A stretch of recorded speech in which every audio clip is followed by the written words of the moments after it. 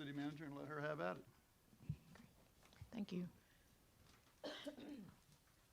We've been excuse me. We've been meeting with several of the architects for the past couple of months.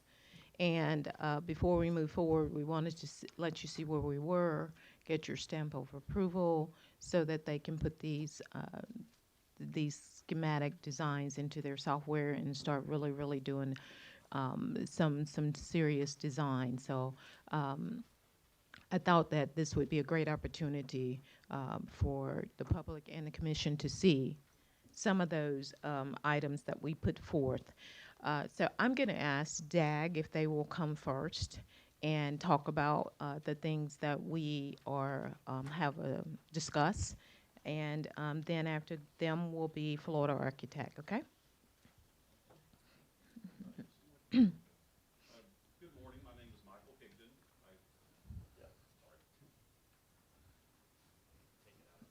You can take it out. All right, Michael Higdon with DAG Architects. So good morning, everybody. As Vicki mentioned, we've been working close with the city on some preliminary conceptual plans for the buildings out at the Sportsplex. And I'll just keep it brief. John Lane with our office is going to talk about the big Sportsplex building and also the concession stand. And then I'll talk about the maintenance building. And then Chris Forehand with Panhandle Engineering will talk about the site. So.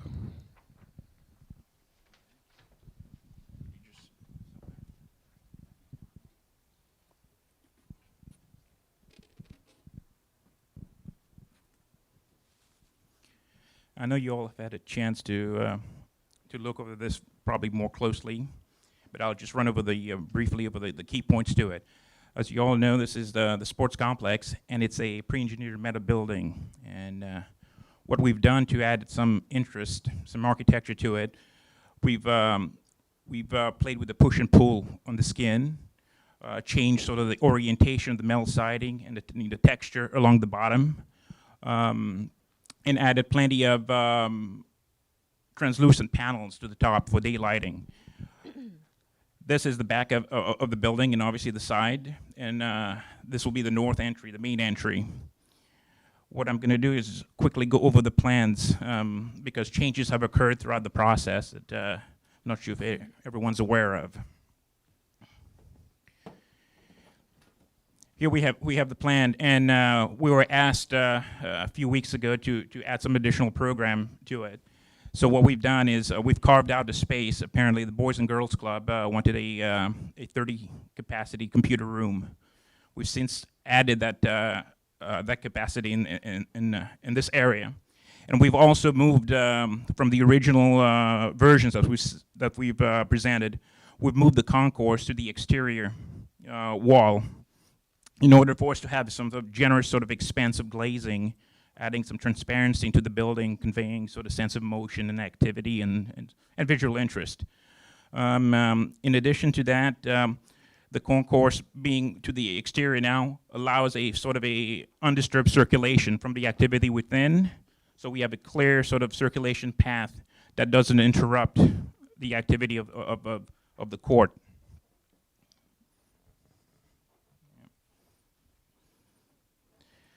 We were also asked, since this is probably a phased project, for the future phase of a banquet facility. So we've gone ahead and taken the stab to show you sort of the juxtaposition between, the future and what would be the existing.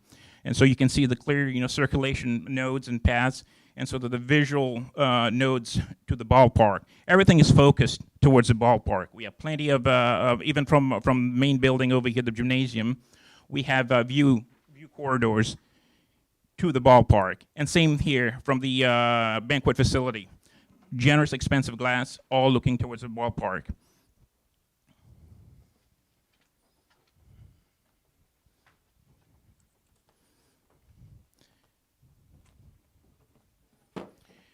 Here, looking at the elevations, again, you can say it's a metal building, but to add interest to it, we've done a perimeter arming, sort of a wall to the bottom, a water table, with a split face block. That's done for a few reasons, apart from just visual interest. It also sort of protects the building and its most vulnerable parts, at the base, whether it's maintenance to the building, grounds, or from kids cleaning out their cleats. It's going to get abused. So it certainly adds that visual interest.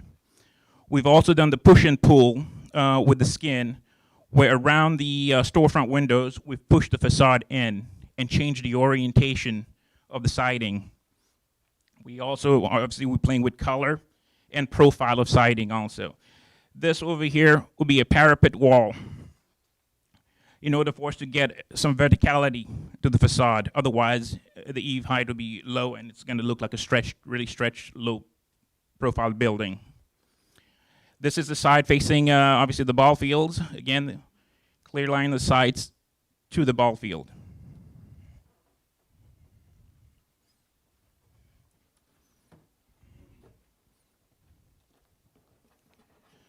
North elevation is going to be your main entry, so we have a more generous, expensive storefront. This is an elevated ceiling along the concourse. This will be on access to the banquet facility. So on each side, mirror this will be the banquet facility.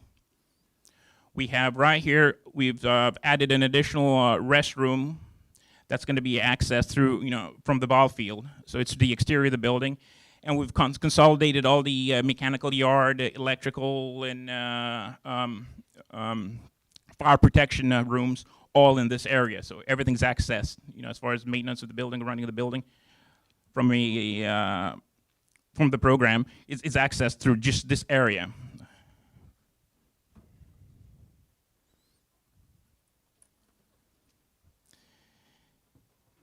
And finally, dealing with the complete project, showing both phases, current and future.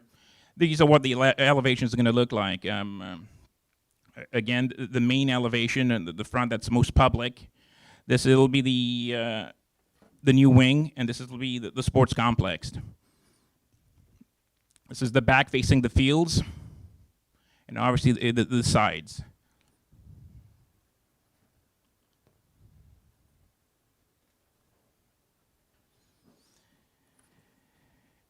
This gives you a sense, a general overview of the project, where we stand.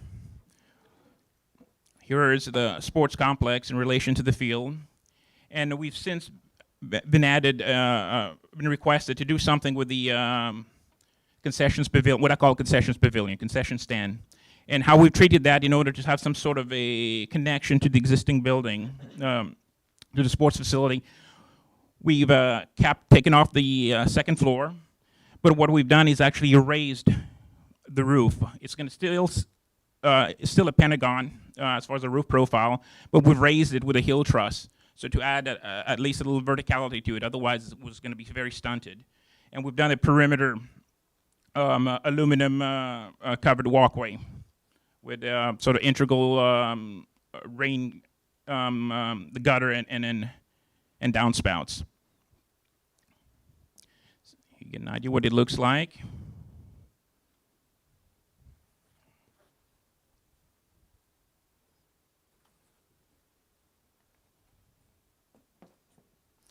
Finally, we have our elevations. As you can see, we've actually raised it a little bit because the walls right now, it's the CMU walls only 8 feet tall.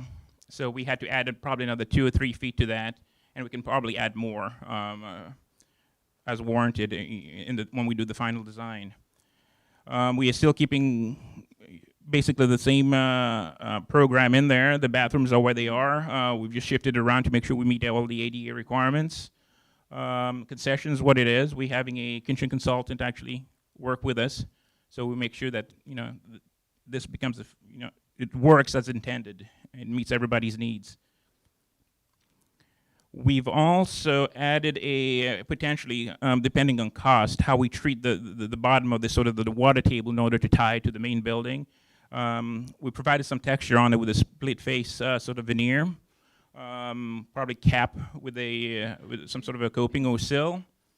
Otherwise, it could be done with paint and a stucco texture, depending on budget, where that comes in.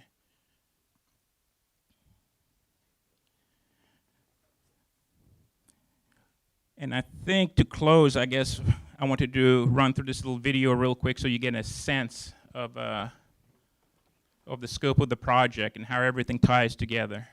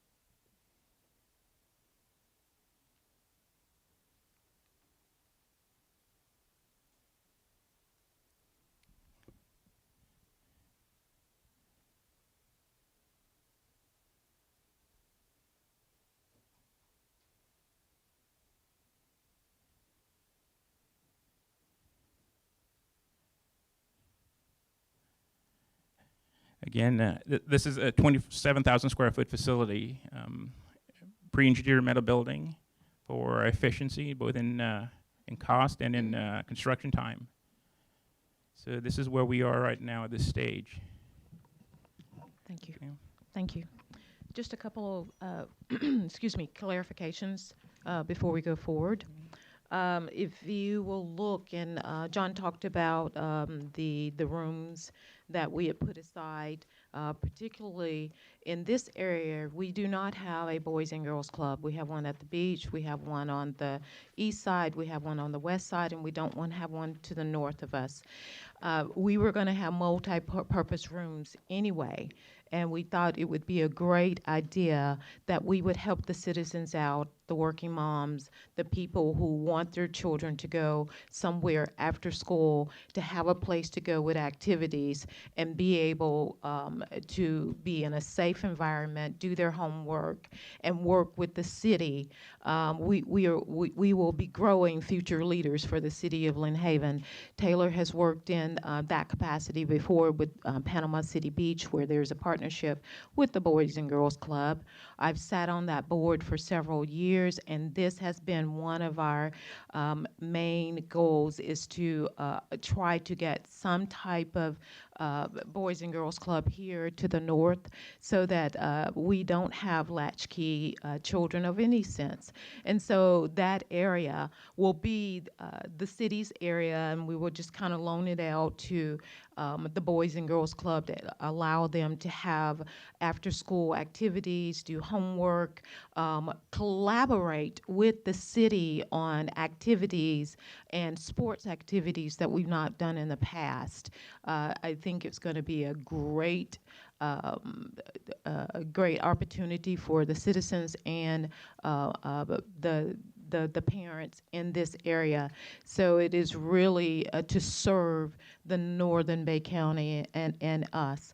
I actually asked Hank Hill, he is the CEO, and if he will come forward just a few minutes and just talk about the partnership and why we thought about this would be a great time to do that.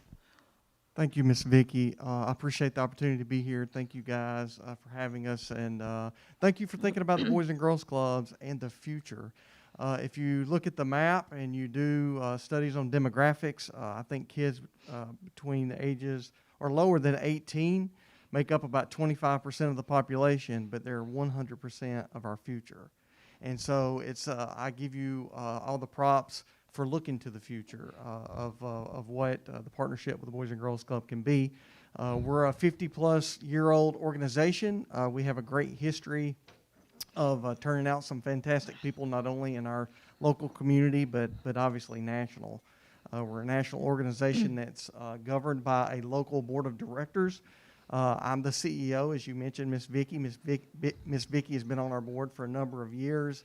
And so she knows that our strategic plan All of our clubs are in the southern part of the county, and we wanted to be in the northern part of the county. And obviously, this gives us a great opportunity to partner with you guys. We've got a good track history. About 20, maybe 22 years, I think we've been at Frank Brown Park, partnering with them. And also downtown with Panama City. That club was built in the 70s. I don't know if anybody in there went to the Boys and Girls Club back then, but we do have a couple of people that still work with us who went to that Boys and Girls Club. So one of the things, and you mentioned, program space is vital. There's an opportunity gap, and Boys and Girls Club meets that gap. We have about 77% of our kids are either raised in a single-parent home. Let that sink in for just a minute. 77% of the kids that we serve come from a single-parent home, or they're being raised by their grandparents, which we're seeing more and more of. And so Boys and Girls Club tries to meet that gap. About 70% of our kids come from free or reduced lunches. And so we really do serve particularly a segment of the population that doesn't have the opportunities that others do. If you work with children long enough that I have worked with, you find out that their normal is not necessarily everyone else's normal. If mom has a flat tire, it can really derail their whole month because she has to spend $100 or $200 to put a used tire on there or something like that. And that can really hurt folks. And so Boys and Girls Clubs, we use our partnerships with United Way, with city governments, with national partners, even Gulf Power most recently, to produce scholarship opportunities for kids that otherwise wouldn't have opportunities to go to after-school programs. Many after-school programs are expensive. And folks, there is a cost for youth development. Youth development is a science, believe it or not. It is a science. But clubs do a really good job at maximizing that dollar. We partner with foundations and different groups like that to produce some really good programs. Just three areas, really. Think about this for just a minute. And I know my time is short, but think about your kids or your grandkids and what are your dreams and aspirations for them. The Boys and Girls Club really wants to help parents provide those dreams and aspirations for their children. We want kids to have academic success. That's our first priority. We want kids to do well in school. We want them to graduate high school and put them on a path for success, whether they join the military, whether they go to college, whether they go right into the workforce, or whether they go to trade school. Whatever it may be, we want kids to have an opportunity, and we try to prepare them for that. We know if you look around and do studies with children's outcomes, we know that healthy lifestyles is critical to kids and their success. And so we teach kids about the dangers of drugs and alcohol. But not only that, but we also teach them about the benefits of exercise and healthy eating. About 30% of our population, 18 or below, is either obese or overweight. 30%, which that as you know, is it can be a drag later on in life with insurance and medical stuff. So we kind of keep our eye on that. I mean, obviously, if you watch the news, you know that good character and citizenship is vital to our society, and that's our third component that we focus on: good character and citizenship. We want kids, and we did a vote in the club the other day. Our kids voted. I went to Mark Anderson, and we got little "I voted" stickers for our kids because we want them to be understanding the political process and being included in our civic duties. And we also want them to have good character. And I'll mention this last thing. Many of you probably played sports growing up. Some of you may not have had that opportunity. It can be really expensive sometimes. But at the Boys and Girls Clubs, a lot of times we have our own leagues internally, and we give them an opportunity at a very low cost. And a lot of times we provide scholarships and things like that for them to get an opportunity to do that. But I can tell you, I've worked with children all over the Southeast for almost 20 years now, and some of the best athletes come through the Boys and Girls Clubs. And if you even look nationally, we've had some national people that do that. But we give them an opportunity to play. We give them an opportunity to play. A lot of times kids don't get that at school anymore. They don't have time for that a lot of times. And so we provide a social recreation and a time for kids to play.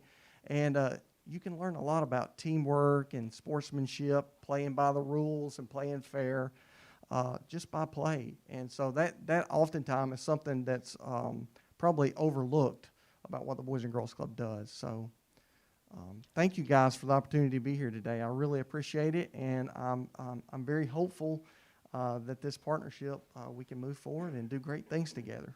Thank you. All right, I just wanted to update everyone. Projects, the pretty stuff that you see over there, that's the fun stuff.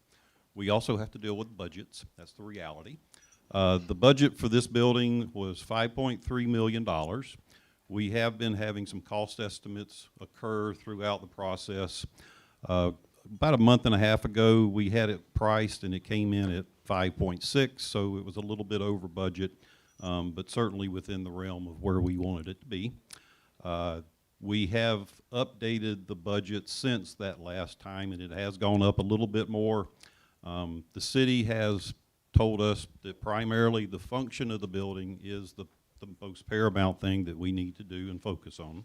So we're going to come up with a list of alternates that can get the project back down to where it needs to be, but that's an update on that piece there. The last component is the maintenance building that's going on the, I guess that would be the southeast corner of the site. I've been working close with facilities management and parks and ground to come up with a floor plan that you see here. It is a metal building. Essentially, the center portion of the building here is going to be the two offices, a lobby, a central break room, and then restroom facilities. And then Parks and Ground will have their own two-bay drive area over here. And then Facilities Maintenance will also have two bays on this side here. Joe has told me, Joe Footen, Director of Facilities, has told me their budget, and we're certainly working towards that goal as well. And so far, all indications are that we are actually under budget for this one. So that's it for our presentation. Oh, Chris, sorry. Thank you. I'll be brief. I'm just going to talk a little bit about the site. I gave you 4 handouts there. One is of the overall site that shows all of the different components that DAG has talked about this morning. Those include the 5 original baseball fields that you wanted to go ahead and start construction as soon as possible. And along with those fields includes the batting cages. It includes a new surface there at, behind the backstops, new bleachers, new lights for the fields. It does include some netting, and then it includes some of the small canopies or shade sails that go just over the bleachers, so it would not be the large area that you see over at King Griffin. So we're trying to cut some costs for that, but still provide some shade. Then we also have added some parking over on the east side, which is badly needed for the ball fields, as you all know. We will put that into the bid documents as an alternate, so that we know what that cost is, and if we're over budget, we can cut that. The other components are, of course, the Sportsplex Gymnasium. We just yesterday just finished this parking layout. We've allowed some space for the future community center, should you get the funding for that. And then lastly, the facilities building down at the southeast corner. We've got a layout that we've provided for that to show how it kind of fits in the site. So that's really kind of where we are. We just actually started yesterday on trying to fix the northwest corner up there where the lift station is. We're going to look at rerouting that traffic so that it flows a little smoother, and look at the overall parking where you enter the park over to the west, and try to make that flow a little smoother. So do y'all have any questions? Chris, I do have one question. We're all elected up here to try to do our best, and sometimes we miss things. it was brought to my attention this weekend of the potential elevation problems that may occur if we stay with the concession stand and if we elevate the ball fields. We've actually already looked at that, and we're starting on the grading plan. And because we're redoing the surface in between the concession and the ball fields, we think we've got a solution for that. Okay, Yep. perfect, perfect, thank you.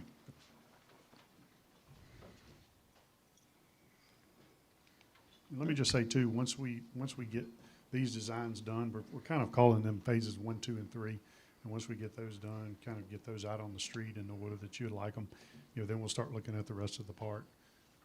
And so if there's any particular things you want to see or talk about, making any changes to the master plan or anything, just maybe start thinking about that, and we can start looking into it. All right. I mentioned to you before the meeting, going over these plans. One of my only suggestions is if we do end up getting the grant to build the community center, that we need to look at adding some more parking to the, guess that would be to the south. It'd be correct, be to Yeah. the south of Yeah. that. And if you look at the original master plan, it had a parking lot in that area, so. Okay.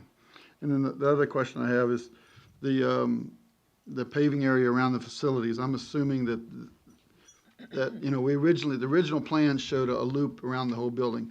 This is gonna follow that loop if we ever build it in the future. Correct, that's a Okay. two-way road, so it would access, and then they have fencing in the rear to block off the building and the storage yard to the south. All right, thank you. I think that's all the questions I've got. Anybody Any other else? questions? I think I had talked to you before, and this is our time to ask for the extra amenities, so to speak, the pickleball, frisbee golf, skate park, that kind of stuff. I don't see it in the plans, but Well, we haven't gotten to that point. These are the primary objectives we were Mhm. given to move forward with first, but we will be starting on that real soon. okay. So if you all want to give us some direction on that, that's what you would like to see out there, we can do whatever you'd like. The other thing we had talked about was the design of the actual length of the fields for tournament ball and whatnot. Like, is there a possibility to have one of the fields be like a marquee field with a sunken dugouts and a 375-foot center field, so you can have that, so you can entice that the high school ball or the potential for The only fields that we would have the space to be able to do that would be the two most southern fields. that might, yeah. So I'd have to look at that and see how that would affect those football fields to the south. Okay. I know at one point we had looked at having them be 325 in the center and then 300 on the sides. Mm-hmm. But as they sit now, they're all 300, so all the way around. So, as you know, the high school is 375 center, Yeah. 350 on the sides. Yep. Something to think about if we're gonna, because we can with our we're fortunate to have a good high school program with Mosley, and if they ever hosted a tournament, they need extra fields. Why not have them here instead of having to use the beach for that? So Sure. Yep. And that is something we're going to need direction on pretty quick because we're moving forward with that design.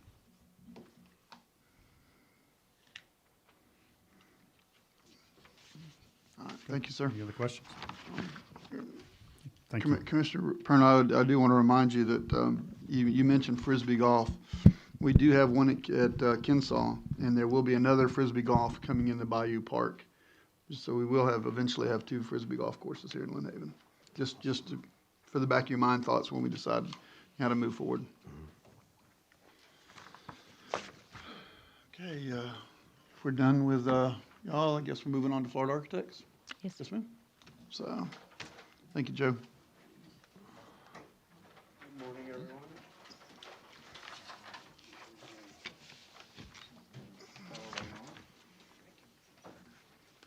Thank you, sir.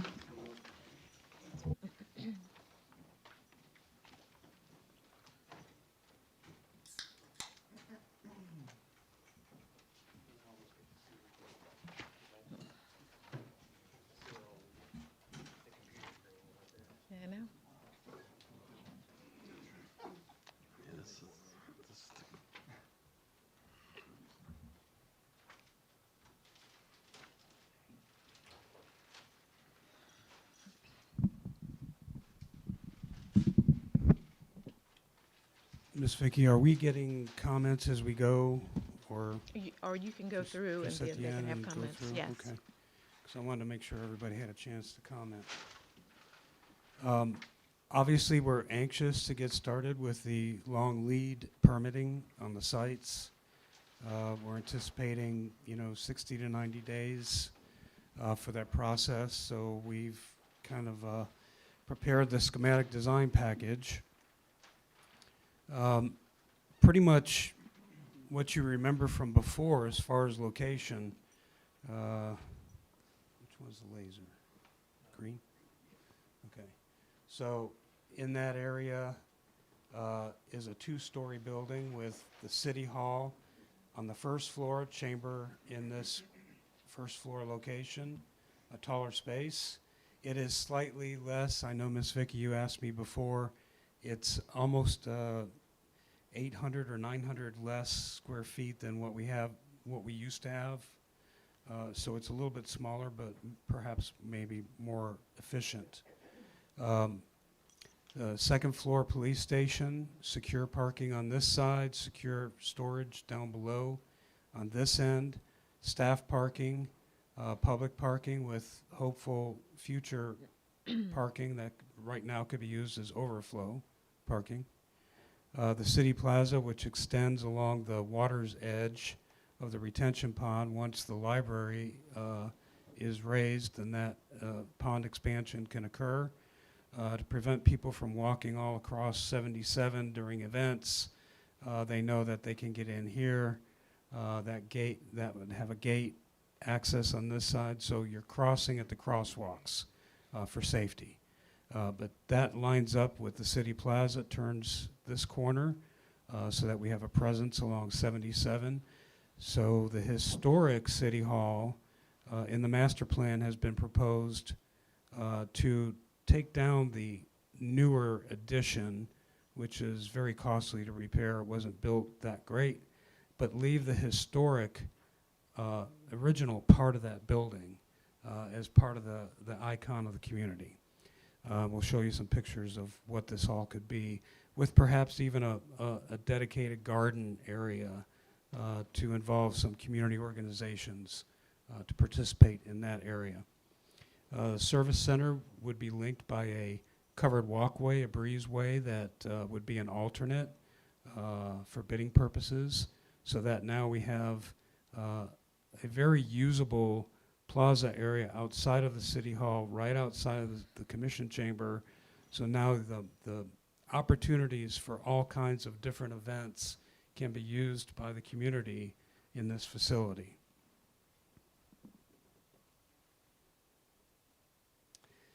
So listening to some of the comments from before, we said that the vertical design was a placeholder at that time, and still is a schematic design. But we've kind of refined it a little bit now to, you can see the historic city hall here on 77, and the plaza that extends all the way back to the building, to the City Hall Police Station building, gives us a framework here between the service center and the historic City Hall. Gives us a lot of relief around here. We would propose to maybe leave that one wall with the old City Hall, put a trellis in here, and give a better view all the way around at this East 9th Street intersection. Give it some relief and not take away from the presence of your city hall. So from a floor plan standpoint, and I just wanted to give you a simple diagram here with some colored zones so you could see that the functional requirements that we discussed for several months have been laid out here, where we have the security and information center in the pre-function lobby that goes from east to west, all the way from public parking to public plaza. This would be an open lobby for check-in here, who would use access control to open doors for safety and security. The commission chamber would be here. It'd be under a little lower spot. The bench would be here with a way to the administration and an outdoor exit that was asked about by a citizen last time. So we have emergency exit here, and we have a exit here. Windows with views to the park and to the plaza. Generous storage for furniture storage, so you can do training sessions, you can store tables and chairs, and have a banquet, whatever you need to store in there. A break room or a room that could be used for catering events. And then we have the community communications area here with the public interface on this side. The city manager and the administration staff would be in this corner. A shared conference room by all departments, a large conference room. There's only one that would be shared by everybody. Restrooms in the center. Human resources here. We get the most foot traffic from the public to administration and human resources. Finance department. This is a secure entry side with the secure parking, police on this side. Elevator is here. Public entrance is here. So public would come in to go to the police department and go upstairs to a secure vestibule. And then we have the CRA and planning section here with shared conference room, some future offices, growth space, and then the Network Operations Center, the NOC, and the information technology. This is where all your servers are for citywide communications. We have the one service access for MEP on this side. There is a MEP room on the second floor over the commission table on this side. And then this is outdoor secure storage for the police department. On the second floor, with this being a larger open space, that's that MEP room, MEP on this side. We have the administration for the police department here. That's the commanders and the chief. We have investigations, which are the detectives, evidence processing and evidence storage, evidence lockers. We have the fitness and training center here and testing. Chief, just don't ask me to participate in that because I'll probably fail. But we do have the food service for the EHPA and some dining space here. This is for first responders. And then the patrol squad room with the sergeant's offices on this side and EHPA storage here because if an event occurs, there are cots and linens and pillows and things, equipment also that would be dispersed out of here. And then the communications and dispatch, and these folks are here 24/7, so giving them a little break area and restroom so that they don't have to leave the dispatch area is very important. This is to be accredited, reviewed and accredited. And then a training area here, an event room, situation room. So when you come up the stairs, the public or the elevator, you're in a secure vestibule and would have to be let in by access control by the receptionist and then escorted to wherever you needed to go. And then, of course, you could go directly into code enforcement here in this corner. So all in all, the square footage for both floors is close to what the original program and the contract says. We're actually going to end up a little bit lower in square footage, even though we have considerable circulation, but it does flow well. So we should end up being a little bit lower than the original contract scope. So again, taking another look at what the buildings could look like, we're taking one step further. The next step, just for everyone to understand, would be design development. So even though those were simplified floor plans, we do have, you know, dimension plans and so forth. But another level in design development, the next phase would be to really begin articulating some of these. Although they look finished, they're just images. The articulation hasn't been, you know, completely applied, because I want to talk to you a little bit about building systems. But you get a sense that we're trying to tie everything together and give it some cohesive, iconic feeling, something that the city can be proud to have as their brand. Some more views. Some of these are drawing views, some of these just renderings.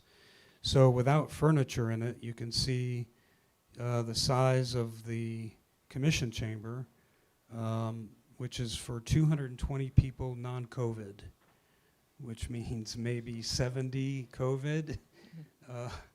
But you can have community events, you can have you know, other community organizations can use the room with the commission's approval, and I think it's still a little bit less in square footage than what we had before.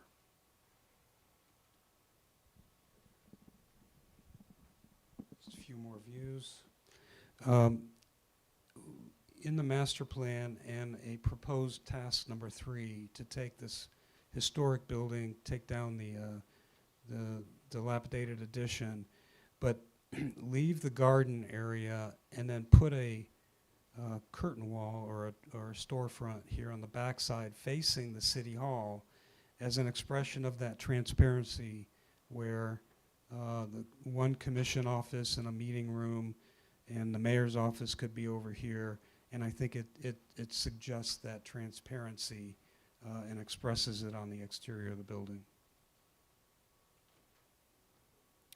So just a reminder, this is where we are in task 1A and 1B for the city hall and the police station. So right now we're tracking in line with the budget and a little under square footage.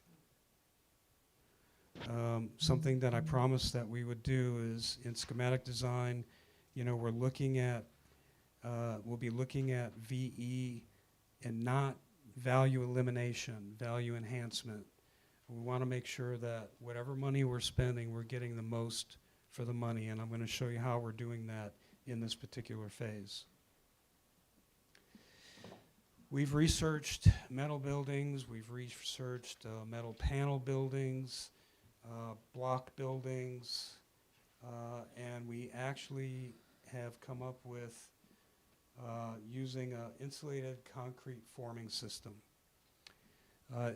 It takes the place of concrete block, but what it is it comes flattened and you unfold it and you stack these blocks, and they're large. They're larger than concrete blocks, but they're insulated forms with the rebar holding elements built into it. So you unfold them, you stack them, you put your rebar in, and then you fill the entire wall with concrete. So what this is going to do is allow us, for the same budget, to make the entire building hurricane enhanced and make it impact resistant, small arms fire resistant. I think the 8-inch wall, concrete wall, will resist machine gun fire. You know, so tornadoes, it serves better in tornadoes, but certainly resists hurricanes. This is a system that the new beach school is using. We went out and looked at it. We talked to the manufacturer. There are several manufacturers. This would be, Nadura would be a basis of design. But what we're finding now is that because we have less and less skilled masons, you know, we're having to find alternative solutions for better product. So we are doing the Fine Arts Center at Bay High using this system, and we're finding that the more opportunities that present themselves, the more contractors we're going to get in competitive bidding. So right now, this is a little more competitive because of time savings than concrete block, but we get the benefit of a concrete building. And the other benefit is because of these, the way this is made, these furring strips go all the way through the insulation. So now we just put our drywall up on the inside and we're good. So we're saving time and material with the system. And I think we can get the whole building secure rather than just the police station for the same budget. So that's an example of the value enhancement opportunities that we want to continue looking for. We've got the narratives for the MEP systems. We're looking at, how much redundancy do we need for the EHPA component of the Emergency Operations Center. We're talking about dual generators. And we're also looking at, where are we going to put this equipment? We don't want to put it on the ground because Lynn Haven is prone to flooding. And a super event, if the majority of this area does get flooded, we want our generators, up out of the surge. We want the air conditioners, the chillers to be up out of the surge.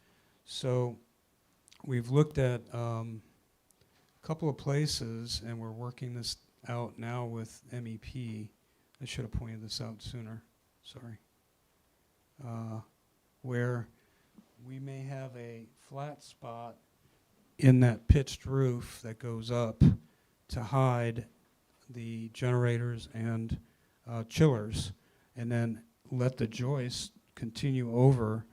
And if we need further protection from flying debris, then we could put the screen over it and completely enclose and protect that, not just from wind damage and flooding, but from other nefarious activities. So we hope that we'll get some good comments about how you feel, how it looks. Now's the time to do any tweaking to that, refinements to that. We can pick that up in the design development phase. And then once we get through that, then it's just completing the bid and construction docs, going to permit, and let's get this thing built. So we are here now. Our original schedule had us completing, let me just jump down here to construction documents in April of 21.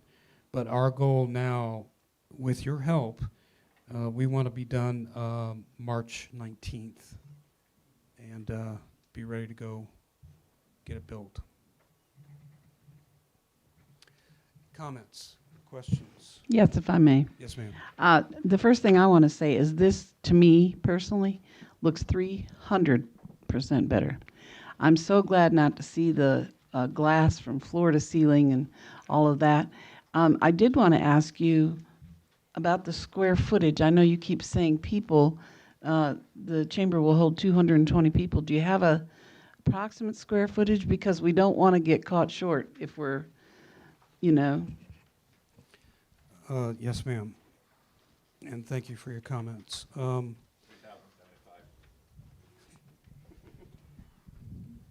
Okay, Antonio beat me to it. Okay. And then I just added the two together for the police department and city hall at 23,864. Is that right? No? Okay. What's our total square footage for this building? Our total square footage is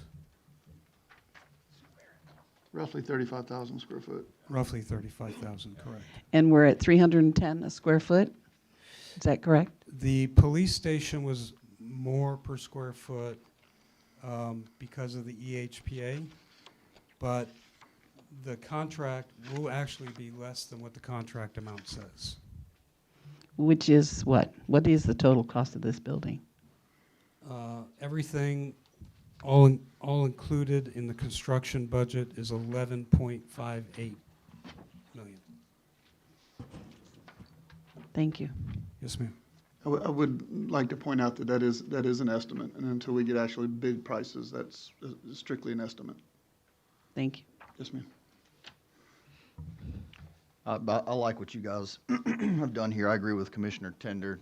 You know, I really like the aspect of the entire city hall being quote-unquote hardened. You know, going through another hurricane is not something we want to think about, but we live in Florida, so it's something we always have to be prepared for. I also like the way that you took the elements in of making sure that the viewpoints from inside the buildings are still looking out over the best of what we have here at our parks and you know, the people out enjoying the parks. So I think the attention to detail has been great. I myself, I'm not too worried about the square footage being a little bit less, and my defense of that is we're working in modular buildings, and the city's running. So we, you know, shaving off a few hundred square feet, I think we can still make that work as long as we're getting something that looks as functional as this. So thank you guys and thank your team. I think it's a great concept. You're welcome. Thank you. My only question is parking. Is there a number of parking spaces? Do you have the number? I see secured parking. How many parking spaces is that? I see other parking. I mean, what's the total parking? He's asking that for you. Antonio, do you remember the count? Chief asked for 24 in the secure parking, and we have that number, and we have the same number of staffing. And then depending on how we do the driveway for the service center, we can have additional parking on that side. Then it's all out. We address the parking on the community center with the media center on the east side. And there's still going to be a drive-through at the service center. It says drive-through, but it doesn't. It is. We're changing the direction, and we're not having the outlet directly into 77 anymore. So that will be rerouted because right now that is a concern for safety. Yeah, it's hard to get out there. Yeah, Yep. so we're changing that. So the layout there is eventually changing primarily for that reason to enhance safety. There is also another component that is the the connector that is the covered walkway between the service center and the city hall. It's also a drop-off location for, let's say, senior citizens that want to come to events, so that way there is a secure drop-off location that it's off the traffic. You're not stopping traffic from going by as you drop off people.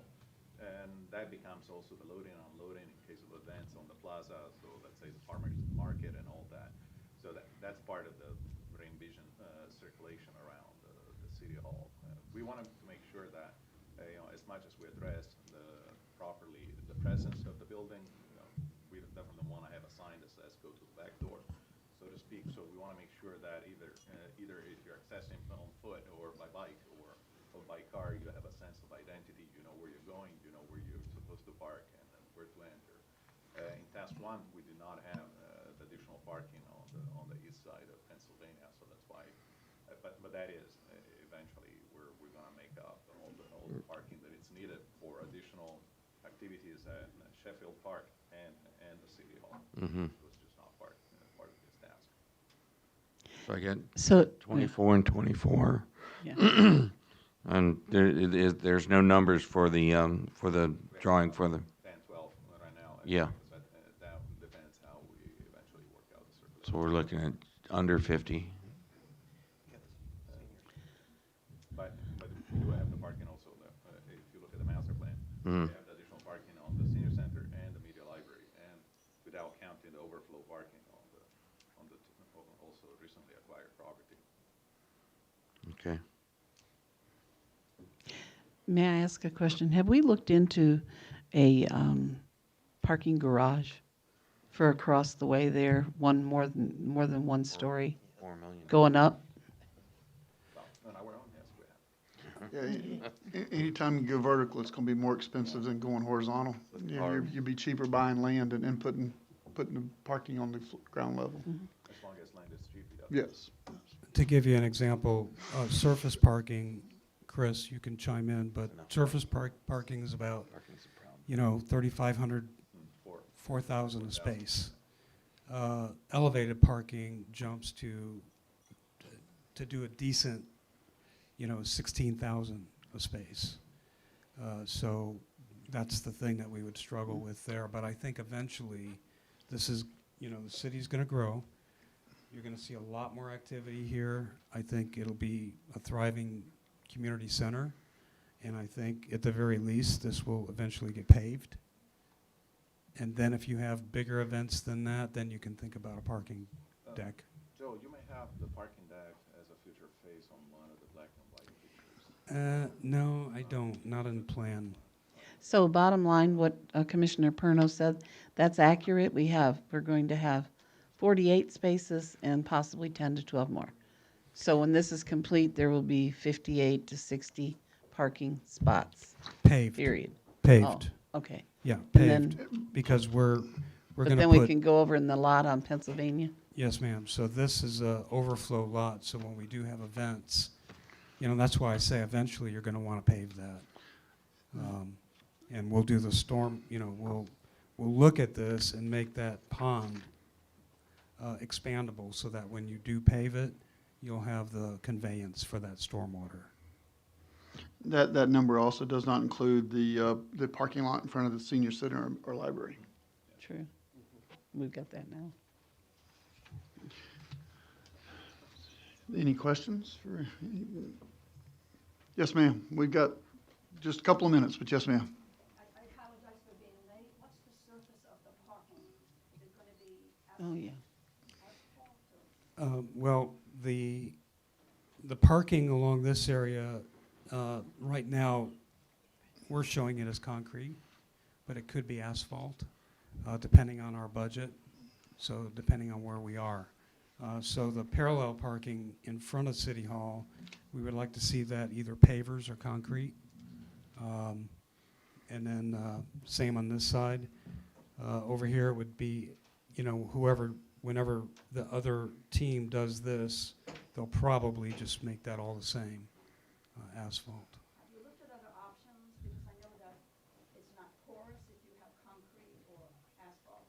My husband and I were over in Walton County over the weekend, and there was parking spaces that had gravel that the rain could go through, but on top of the gravel, to keep the gravel in place, there was concrete X's. And it was very interesting. You could see the water could go through it, but spaces were open, yet it kept everything neat. No grass was growing through it. Those are paver blocks. Those are Paver blocks. paper blocks. And interesting discussion because actually in the city of Panama City, it's in their code that you could use those and call it pervious. But State in says no. practical application, they're only pervious for about 6 months. And then what happens is all the silt and fines get into that gravel and it compacts it solid and eventually it does not actually let the water through. And so even though it's in their code, they won't allow us to use it and count it as pervious. Yes, ma'am, it is. We love them, but Joe, actually, thank you for your time, but we have exhausted our time for the workshop, sir. sir. And it's time to get ready for the commission meeting. okay.